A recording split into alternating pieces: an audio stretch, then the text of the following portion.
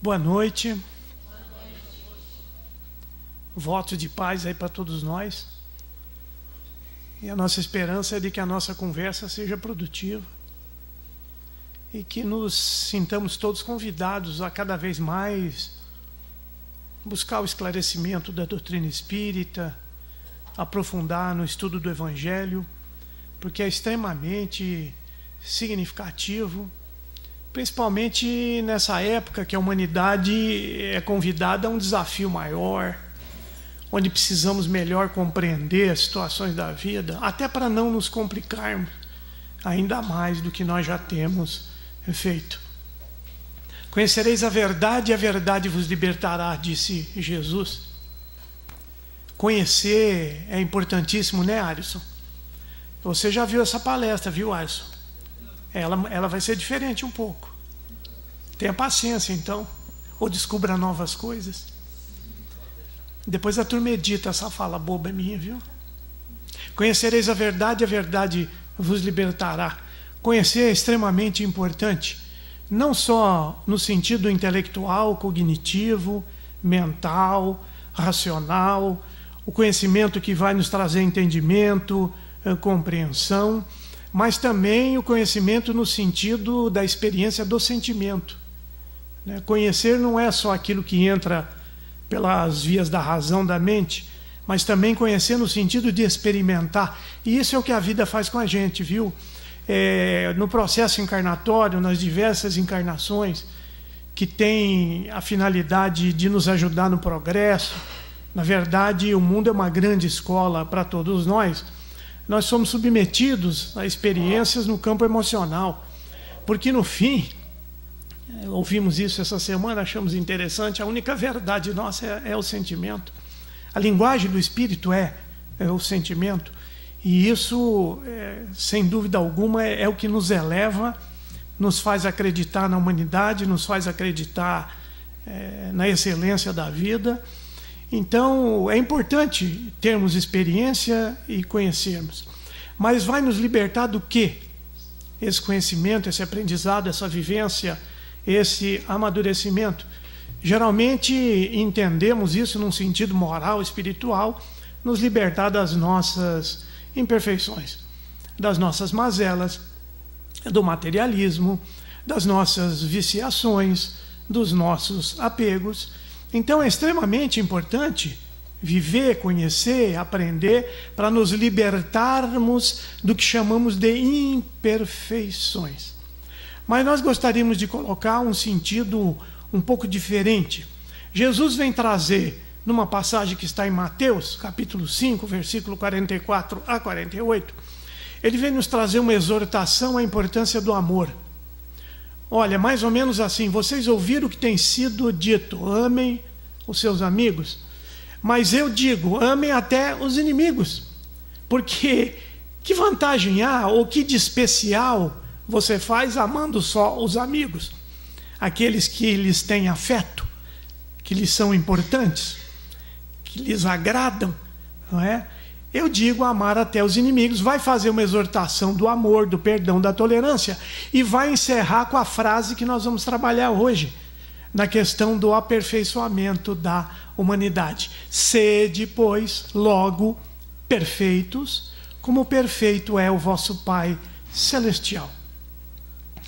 Com esse fechamento nos dá a impressão que Jesus está indicando que o caminho da perfeição tem um significado do amor, do desenvolvimento do amor, o significado da caridade. E nós gostaríamos de trabalhar essa ideia, seja logo perfeito. Não chegando no ponto de entender o que é perfeito como Deus é, porque é provável que nós não alcancemos essa perfeição, ninguém pode ser igual a Deus, né? Mas ficando na compreensão humana que nos é muito importante. Seja logo perfeito. A colocação do seja, do verbo, né? Olha que Jesus não falou, peça a Deus a perfeição, seja logo perfeito. Nos indica o quê? Que é preciso tomar uma ação. Nós temos uma parte importante. É uma coisa que precisa ser construída, desenvolvida em nós. Seja perfeito. responsabilidade, desafio. Nós temos dificuldade de entender essas coisas, porque a nossa cultura religiosa nos trouxe a ideia de que Deus tudo proverá, que tudo acontece ao sabor do que Deus quer, do que Deus não quer. Se Deus está de bem com a gente, vem tudo de bom. Se Deus está de mal, como se Deus pudesse ficar de mal, não é? Então nós temos essa dificuldade de entender que tudo tem que ser construído. Tudo requer esforço, dedicação, né? Atenção. Quando Kardec pergunta aos espíritos qual é o objetivo da encarnação no mundo, os espíritos vão responder que é o progresso, de forma resumida, mas que tem também outro objetivo, que é o de colocar o homem, né, o ser, em condições de cumprir a sua parte na obra da criação. Então, desde lá já começa a nos trazer uma visão diferente. Nós temos uma parte importante, nós temos que caminhar com as nossas próprias pernas. O mundo hoje está significativamente evoluído em ciência, tecnologia, comunicação. Ainda falta desenvolver o lado do coração.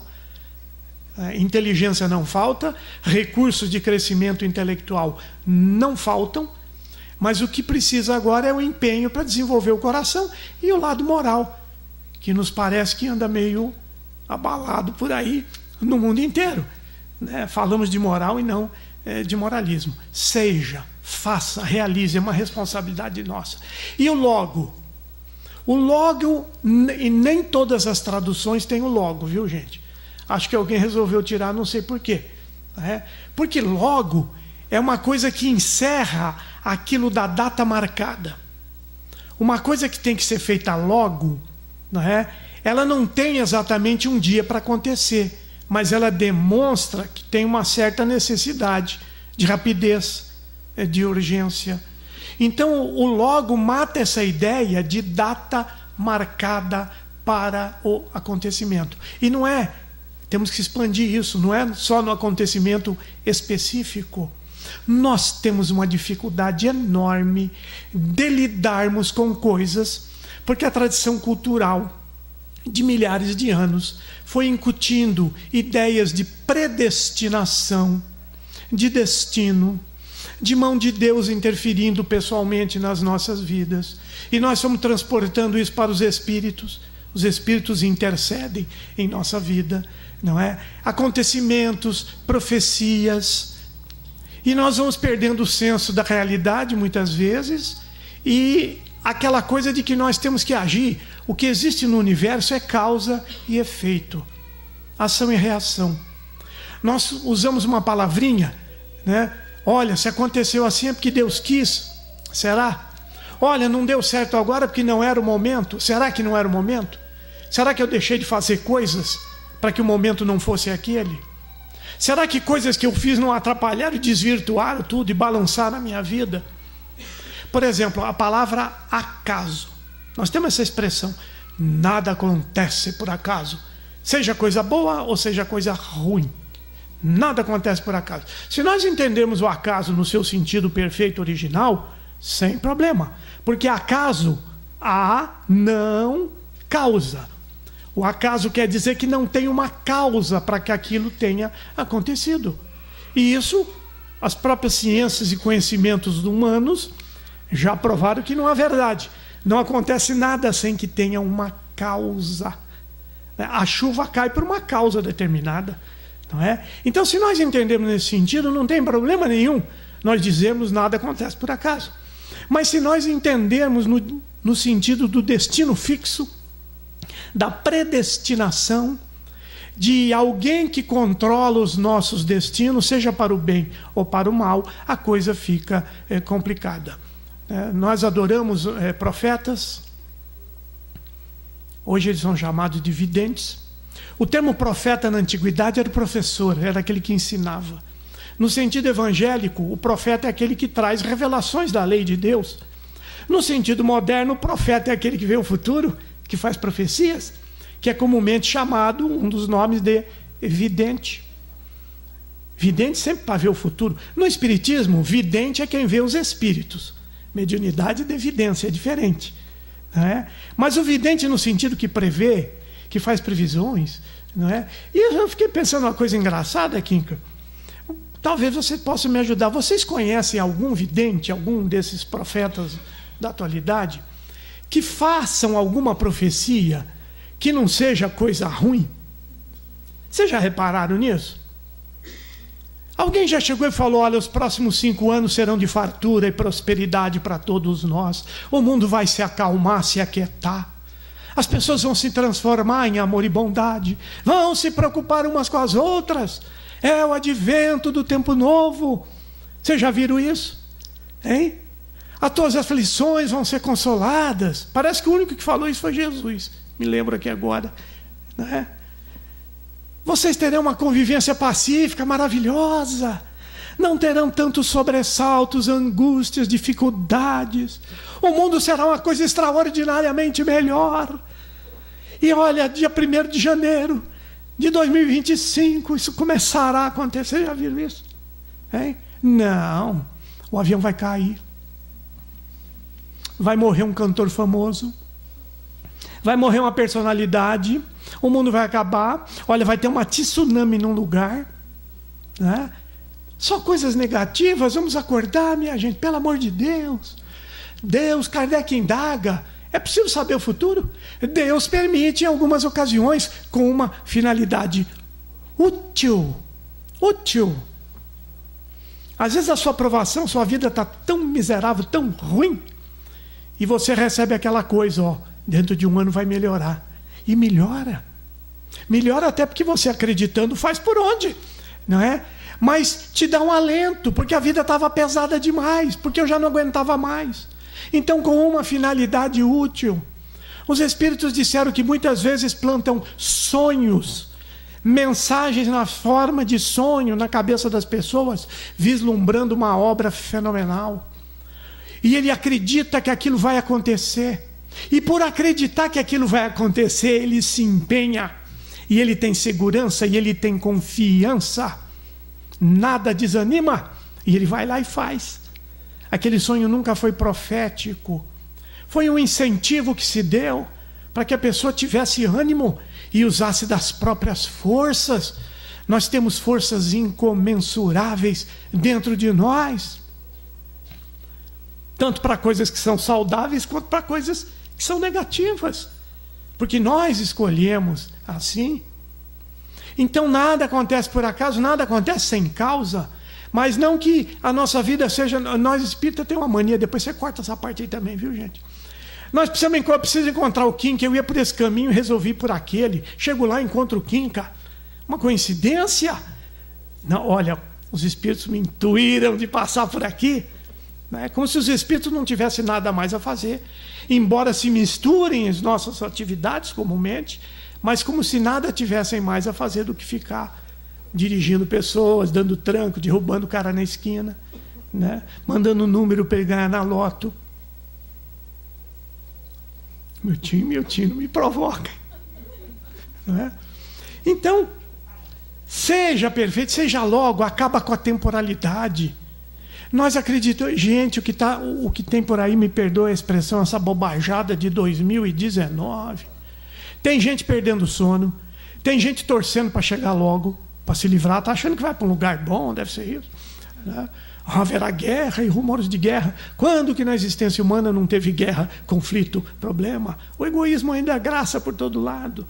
Não é? Então, temporalidade, havia no passado até hoje, tem os milenaristas, que acreditavam que a cada 1000 anos acontecia uma coisa, uma mudança drástica, uma tragédia. Então, toda vez que chegava no ano 1000, no ano 2000, o mundo ia acabar. Né? Aí alguém lança aquela ideia, precisamos tomar cuidado com essas ideias que vêm do nada. Né? 1000 chegará, 2000 não passará. Isso não está na Bíblia em lugar nenhum. Já passou 2000, já vai passar 2020, vai passar 2057. Tem uma turma aí que vai jogando para frente, né? Porque quanto mais para frente, mais difícil de você errar. Né? E agora a turma está aprimorando, viu? Já recebemos mensagem. A turma está aprimorando. Porque antes eles marcavam data, dia e hora. Agora não, eles deram um senão. Olha, tal dia, tal mês, tal hora, se a humanidade não mudar. Se a humanidade mudar, aí estaremos todos salvos. Né? Imagine só Jesus olhando para nós, com a turma lá, deve ter uma turma dele também. né, esperando. O que nós vamos? Não, vamos esperar aí que mais um ano a gente faz uma limpa aí nesse negócio. Que limpa? Pelo amor de Deus. Porque nós fomos nos afastando da ideia de Deus misericordioso. Porque nós fomos nos afastando da ideia do bem divino que existe, que é uma realidade. Vamos seguir aqui, senão eu vou perder esse trem. E nós chegamos na palavra perfeito, perfeição. Seja, atue, haja, pense, realize. E logo, na hora que der, não fique esperando a coisa melhorar, não fique esperando o mundo acabar, o mundo recomeçar, né? Realize a perfeição. Nós ligamos a palavra imperfeição geralmente a defeitos. Defeitos, danos, avarias, viciações, vício de origem, rompimento, corrupção, não é? E associamos de uma forma negativa. Nós temos que passar isso para o lado positivo. Eu não vou me libertar das minhas imperfeições, dos meus vícios, mazelas, danos, erros, Eu vou construir a minha perfeição. Eu vou construir o meu aperfeiçoamento. A língua portuguesa, dizem os entendidos, que ela é riquíssima e belíssima. Mas como todas as línguas, não tem uma palavra exata para cada coisa. Então, ora nós usamos uma palavra para definir várias coisas. Ora nós usamos várias palavras para definir uma coisa. E dependendo da área de atenção, da área de estudo, aquilo pode ter significados diferentes. A palavra cultura, por exemplo, se formos olhar na ótica da sociologia, da antropologia, falando simplificadamente, a cultura é o conjunto de usos e costumes de um povo, seus hábitos, suas crenças, seu repertório musical, suas poesias. Mas se nós formos olhar num sentido pedagógico e filosófico, a cultura tem o sentido da alta cultura, que se falava antigamente.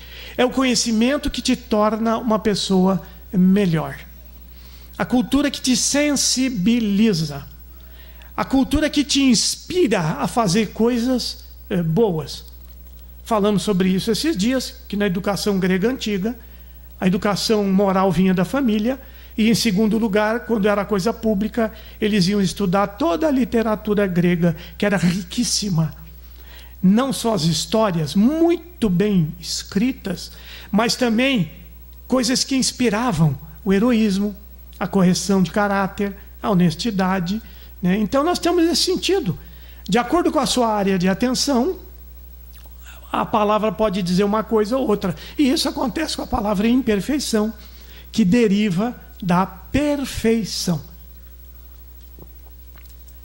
Na sua origem, perfeição é uma palavra que vem do latim perfectus.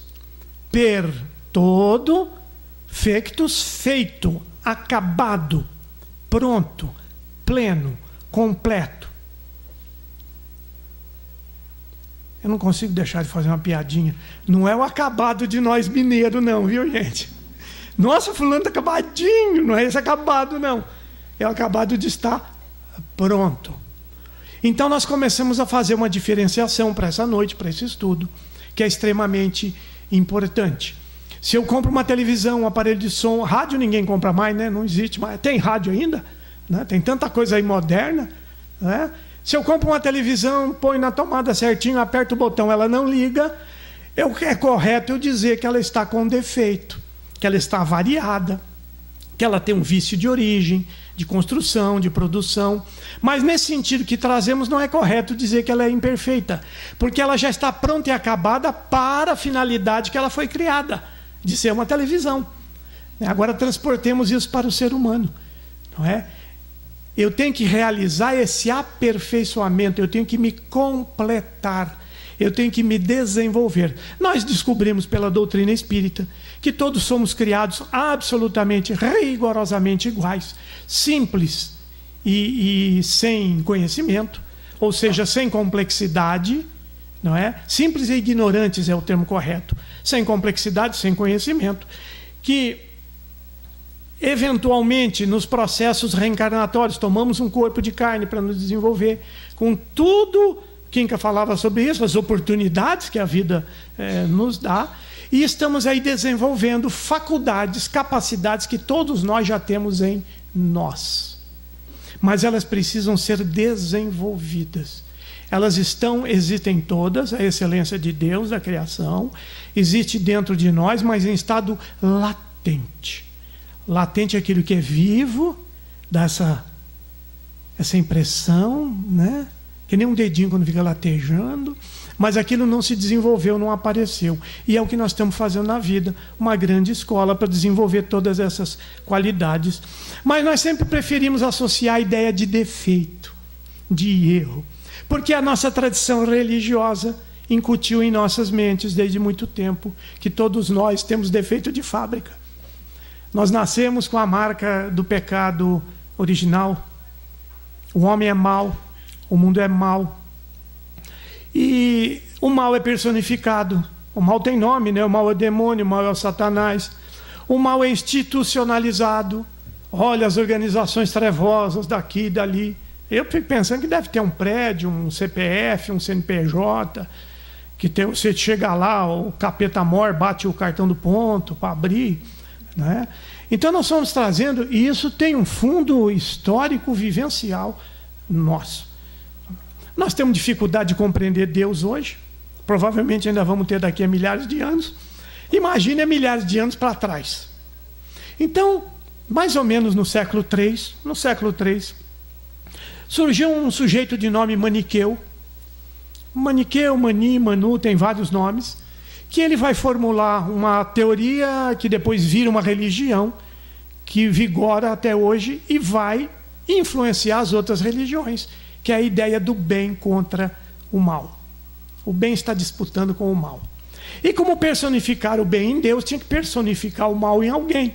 Então o mal é personificado no Satanás, no capeta, no não sei o quê, né?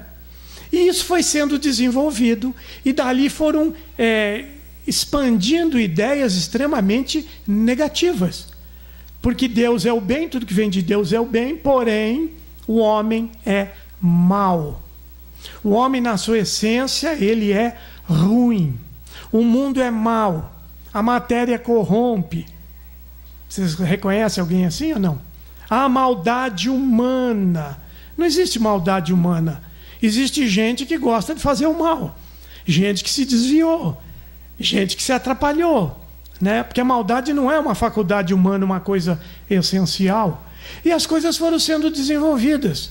Essa ideia do homem mau, no século XVII, século XVIII, século XIX, deu origem a teorias terríveis, a filosofias pessimistas. Olha, o homem vai se dar mal, não tem chance dele se dar bem, porque ele é mau na sua essência. O homem é ruim. Filosofias chamadas de nihilistas ou nadistas. Morreu, acabou, Deus não existe. O homem tem angústia básica, porque é o único animal que sabe que vai morrer. Vocês já viram o boi indo para o matadouro? A 1 quilômetro ele sente o cheiro de sangue e fica doido, quer pular do caminhão.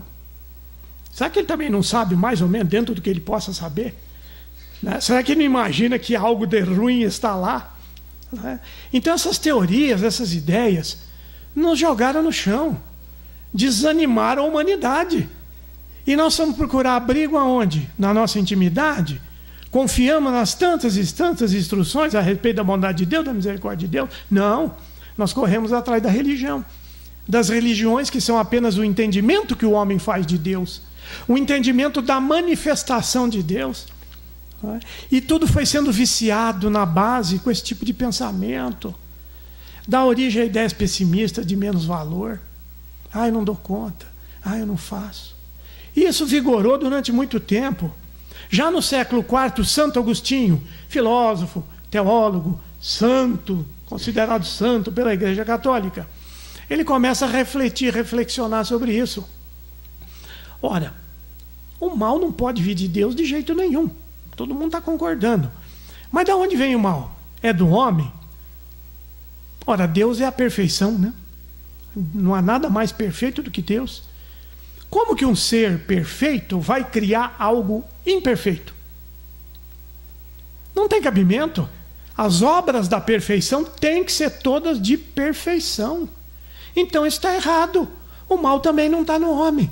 E ele pensa, e chega à conclusão que o mal vem do mau uso que o homem faz do livre-arbítrio. Que o mal vem dos excessos que o homem pratica. Por falta de conhecimento, por provar alguma coisa que achou que era bom e depois quer repetir, que é o caso das sensações. Você tem uma sensação boa, você quer repetir aquilo, seja em que sentido for do seu organismo, você quer repetir aquilo. Há mecanismos intrínsecos psicológicos que nós ainda estamos começando a descobrir, mecanismos da compensação, né? Você está lá com a consciência pesada, destampa fazer caridade, não é isso? Ele está com a vida angustiada, amargurada, ele se isola do mundo. Ou então ele quer fugir da sua realidade, o que ele faz? Na atualidade ele corre para ver filme no cinema, né? O super-herói que vence, né? Até o super-herói agora já estão criando uns malzinhos, não é isso? Então nós temos mecanismos ainda insolúveis para nós, se não considerarmos o ponto de vista espiritual. Então Santo Agostinho vai dizer: o mal é o desregramento do homem que tem que se corrigir. E formula uma frase histórica: o mal é a ausência de Deus. É o afastamento de Deus. Afastamento por nossa conta. Na verdade, nós não afastamos de Deus, nós fechamos os olhos e os ouvidos para Deus. Não é? E vai trazer uma consideração importantíssima que nós perdemos no passar do tempo, que é a questão da graça, da misericórdia de Deus. Os primeiros cristãos, muito influenciados exatamente por Paulo de Tarso, que é o construtor verdadeiro do cristianismo que nós conhecemos, eles foram começando a complicar a situação, porque às vezes inteligência demais complica, né? E começaram a entender a graça de Deus, e foram se afastando da ideia de que todos têm a graça de Deus, porque Jesus já havia dito que o sol nasce todos os dias sobre justos e injustos, que é preciso amar o inimigo. Jesus já planificou o entendimento, mas alguém começou a pensar: é preciso ter fé então para ter a graça de Deus. Eu não sei quem foi o miserável que botou essa ideia, né? Tem músicas aí que a gente escuta, são bonitas, mas são fora da realidade. Deus abençoa quem nele crê, Deus abençoa aquele que se aproxima de Deus. Deus não pode ser seletivo, tem que abençoar a todos. Não é se eu sou bom ou se eu sou mal. A questão do merecimento, nós devemos entender merecimento como esforço, dedicação. Não que você vá merecer uma ajuda especial por causa disso. Nós temos essa ideia: fulano não teve ajuda porque não tinha merecimento. Isso é uma coisa que vai contrariamente, é totalmente oposta à bondade e misericórdia de Deus. Talvez a ajuda não seja aquela que nós imaginamos, mas ela vem do jeito que precisa ser. Ninguém escapa disso, porque senão Deus seria injusto e isso é inadmissível. Então começaram a botar na cabeça que era preciso ter fé. Primeiro fé em Deus, depois fé nas religiões. Surge uma outra turminha e fala: mas esse negócio de só acreditar não está certo, não. Você vai lá, bate no peito, faz seu louvor, sua música, você tem que ter obras. E surgiu uma briga homérica, histórica, que acho que vige até hoje, do que é preciso, se ter fé ou se ter obras. Não basta ter fé, vem aqui, reza, até está resolvido. Não, tem que ter obras, e obras de caridade. E toda hora nós entendemos que caridade é dar comida para quem não tem. Nós entendemos a caridade material. Kardec tem uma iluminação e pergunta isso. Faz favor, vão lá perguntar para Jesus o que ele entende como caridade. E a resposta vem: benevolência para com todos, tolerância para com as imperfeições alheias e o perdão das ofensas. Olha como as coisas se fecham. Então, nós fomos cultivando essa ideia extremamente negativa de que nós somos do mal, feitos para o mal, e fomos perdendo esse sentido entre obras e fé da graça, da misericórdia de Deus.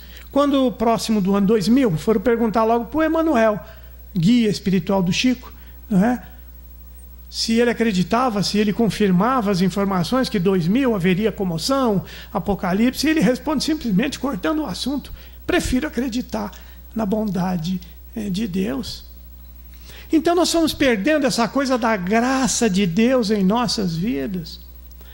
Passamos a prestar atenção só na dificuldade material, sem entender que toda dificuldade, elas são provas, provações, e costumam ter duas origens.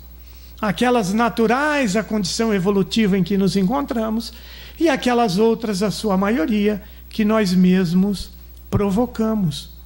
Causa e efeito. O desajuste de hoje quase sempre reporta ao excesso de ontem. A debilidade que nos acomete quase sempre foi fruto do mau uso das nossas capacidades. Muito embora existam dificuldades que sejam um apoio de Deus para nós pararmos de errar por pouco tempo. Conto sempre a mesma história. A mãe, seu filho de 17 anos, entrevado numa cama, numa doença degenerativa, e ela com aquele sentimento de mãe, piedosa, todas as noites rezava a Jesus para que ele curasse seu filho. E não é que um dia ela tem um sonho, Jesus aparece para ela e fala, você vai receber a bênção. E dali 2, 3 dias o menino mexe daqui, mexe de lá, acabou a doença. Oh, coisa inédita, médicos, como que isso aconteceu? E o menino foi para a vida, como todo menino, né, com a ânsia da vida, né? Só que um espírito ainda desajustado, destrambelhado. Ele partiu para o álcool, do álcool para as drogas, saía de casa na terça, voltava na outra terça, começou a matar a mãe de preocupação, uma situação muito comum ainda no nosso mundo, né? Más companhias, más atitudes, o troço foi ficando ruim, a mãe foi ficando com medo, vai ser morto por isso, vai ser preso, vai acabar assim. E o que a mãe faz? Volta para o seu cenário de oração e pede a Jesus que devolva a doença, né? E dali uns dias de novo ela sonha com Jesus, que não fala nada, mas só faz assim para ela. E não é que no dia seguinte dá um negócio e o sujeito vai para a cama de novo, né? Porque ali ele estava sendo impedido de cometer erros, porque não era forte o bastante para lutar com aquilo. Aquela mãe tinha muito mais sossego cuidando do menino. Olha que trabalho que é cuidar de uma pessoa que está entrevada numa cama e com 17 anos provavelmente vai viver mais 50. Olha que desafio, que dificuldade, que prova de amor, que prova de tolerância, de caridade, de resignação. Porque não pode fazer mais nada, vive em função daquele menino, daquela doença, mas ela assim preferia do que ele estivesse, no dizer dela, se perdendo nessas atividades tão nocivas e que lhe causariam muito mal. Então, às vezes, a nossa debilidade, a nossa dificuldade não é exatamente alguma coisa expiatória, uma condenação, um castigo, mas é um refresco que a espiritualidade nos oferece para que durante algum tempo possamos coibir os nossos impulsos desatinados e possamos ganhar um pouco de força, de amadurecimento e também para termos um tempo de pensar, de refletir, da importância das pequenas coisas, não é? Tem gente que passa a vida bebendo água deitada num canudinho, né? Como ela gostaria de beber aquele copão tão simples isso. Existe uma lei universal que não se nega água para ninguém, né? Bateu na porta, pediu água, você dá, né? Ninguém diz assim, não tenho água, a Copasa cortou. Ninguém fala isso, né? Então imagine um simples ato de beber um copo d'água, de sair andar descalço numa grama, né? Então a pessoa numa limitação dessas, ela é levada a refletir, a pensar. É uma ajuda de Deus. Não é castigo, não é punição. Deus não castiga ninguém, Deus ensina. É diferente. Mas às vezes o ensinamento é pesado, porque o espírito não vai acordar de outra maneira e impede de promover mais mal na sua existência. Porque tudo aquilo que nós formos plantando, nós vamos colhendo, né? Então é importante às vezes um momento de reflexão, tirar o relógio daqui. Esse aqui é enfeite, porque eu quase não escuto, né? Não escuto não enxergo. Não, é porque eu tive um probleminha de uma labirintite e eu fiquei surdo alguns dias. Aí eu falei, como é bom escutar. E eu estou achando que foi uma praga, depois você corta isso também. Eu cheguei numa reunião que nós tomamos conta por falta de outro melhor. E o povo destampou numa conversação, num falatório. Porque não entenderam ainda que você pode conversar, contar casos. Mas na hora de uma reunião séria, é preciso uma introspecção. É preciso uma concentração. Até para você perceber, receber. Né? E o povo estava num falatório danado. Eu dei um assovio, vocês podem escolher. Pim! Oh, né? Nossa, um homem tão fino, educado. Eles pensam, não me conhecem. Como que faz uma coisa dessa? Eu falei, silêncio. Hoje eu tive um sonho que eu realizava a minha reunião ideal. Qual que era? Que eu era surdo e vocês eram mudos. Eu resolvia meu problema. Eu falava, resolvi meu problema. Sabe que dali 3 dias me deu uma labirintite, o trem entupiu tudo aqui. Eu falei, não é possível.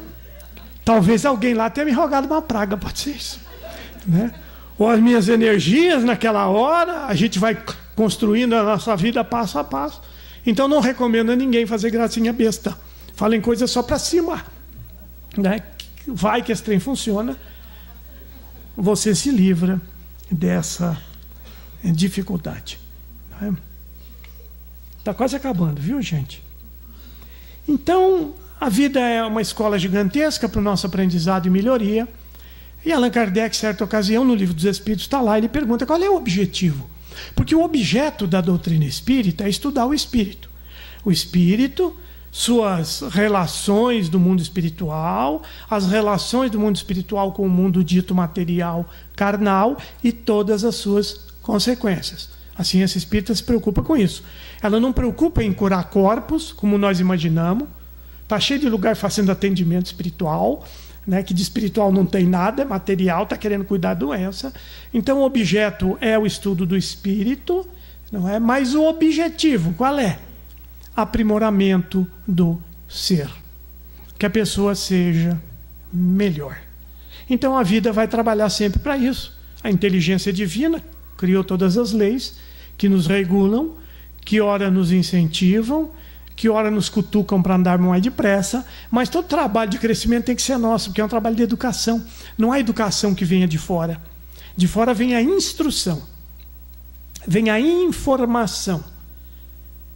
Mas a educação verdadeira, que hoje os maiores educadores do mundo, alguns do passado, hoje acho que nem tem tantos maiores assim, mas a educação é algo que transforma a pessoa para melhor. Senão não houve educação. É o sentido da alta cultura que te transformou para melhor. Né? Cultura vem de culto, de se cultuar algo, de se cultuar algo que seja louvável. Cultura vem de cultivo. Eu sempre imagino o mesmo exemplo, a pessoa cultivando um jardim, um roseiral. Quem gosta de planta entende facilmente o que eu digo. Existe um amor, uma dedicação, um encantamento com a flor que desabrocha. Isso é o cultivo. Nós muitas vezes cultivamos as pessoas. Do encantamento. Temos tido muito encantamento com as pessoas ou não? Hein? Temos nos encantado ou desencantado?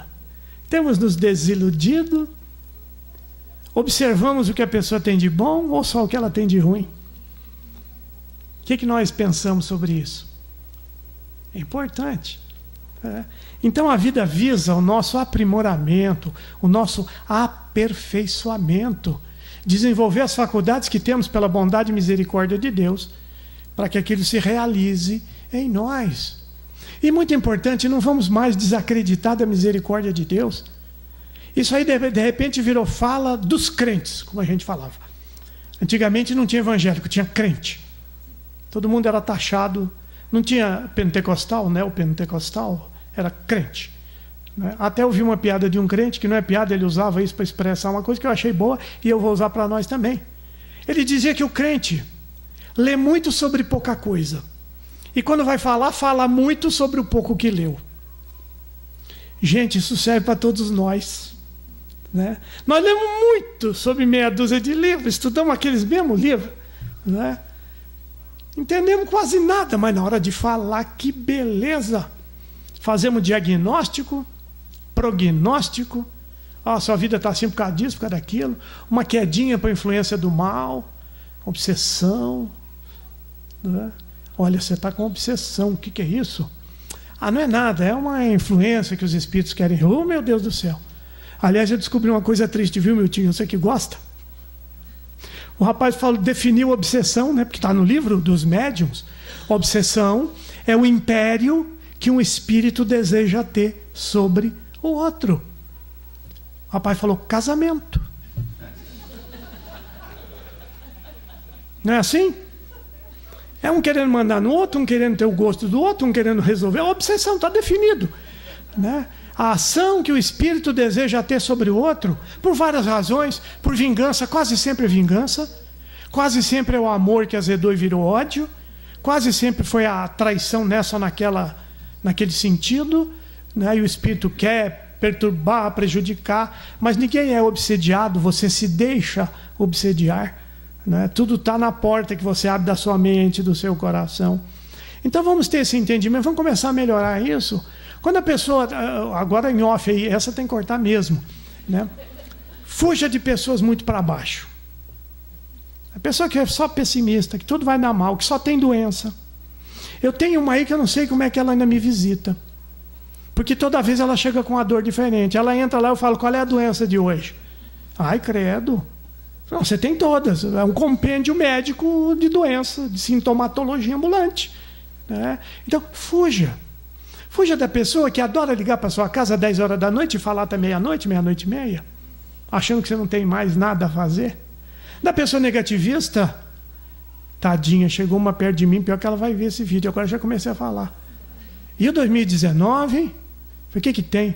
Nossa, você não sabe? Falei, não, estou esperando que seja bom, pelo menos para mim, o resto eu não estou muito preocupado, não. Né? Não, mas o negócio do Chico Xavier, que Chico Xavier? Não, o que ele falou, não, ele não falou, me mostra onde é que ele falou.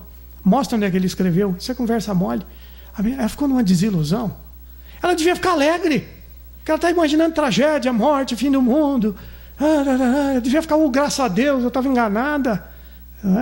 Então, vamos sair desse tipo de gente para baixo. Sai mesmo, gente. Deixa o atendimento evangélico para quem já é poderoso, ou lá para frente quando você for. Corre desse trem que te puxa para baixo. Corre. Porque isso aí não faz bem para ninguém, contamina as nossas ideias e nós não temos essa capacidade toda de estar envolto nesses trem atrapalhados e sair disso sem alguma pedrada para nós, né? Então evita, porque nos disseram os amigos espirituais, sem grandes formulações filosóficas, sem grande entendimento, o mal pode ser resumido em algumas palavras.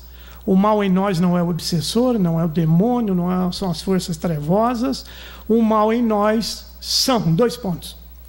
O egoísmo, a vaidade exacerbada, a ganância, a inveja, a preguiça, o orgulho, a maledicência. Esse é o mal em nós. É isso que nos importa nos livrarmos. Mas para livrar disso é preciso crescer espiritualmente, moralmente, intelectualmente. Então, nosso trabalho é realmente de crescimento, não é? Dizia, certa feita, perguntaram ao Chico Xavier qual seria a tarefa principal de um centro espírita. E ele vai dizer o compromisso, não a tarefa. O compromisso principal de um centro espírita é tornar público o Evangelho de Jesus. Como tornar público? Já não é tão conhecido? 2000 anos de história? Né? É conhecido? Em essência, verdadeiramente conhecido? É experimentado? É assimilado? É vivido? Para a nossa reflexão. Se fosse o mundo, talvez não estivesse. Certamente não estaria tão complicado. A civilização ocidental, do Canadá até a Patagônia, e alguns lados da Europa, ela foi inteiramente fundada sob a influência do cristianismo, da base moral cristã, embora desvirtuada, mudada aqui e ali, né? Pelo menos esse lado do mundo deveria estar numa situação moral, emocional, sentimental, muito melhor do que está. Então, atenção com o Evangelho, né? Como palavra de vida, de plenitude, de aperfeiçoamento dos nossos sentimentos. Muito obrigado, desculpe o estendimento, mas tá bom. E vão com Deus, até a próxima.